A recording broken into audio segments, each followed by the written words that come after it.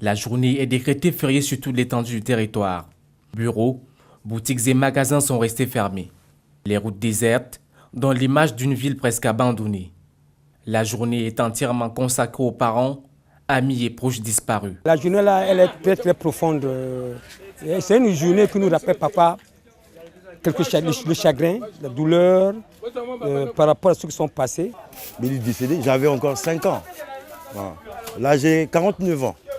Donc aujourd'hui, chaque Toussaint, toujours je viens faire mon devoir. C'est aussi le jour du grand nettoyage.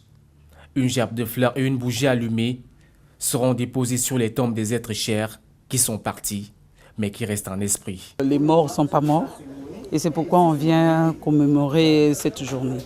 Souvent, quand j'implore sa présence, il y a des moments où je sens sa présence vraiment autour de nous. Et quand il y a un problème qui se passe dans la famille, souvent on le voit en songe. Il vient comme annoncer et il y a des gestes qu'il fait. Dans les grands caveaux du pays, les membres du gouvernement se sont joints aux familles des défunts pour un moment de recueillement. C'est pour nous qui sommes d'autre part des Bantous et qui avons un rapport, une relation particulière avec nos ancêtres et nos défunts, un jour propice pour ce travail de mémoire.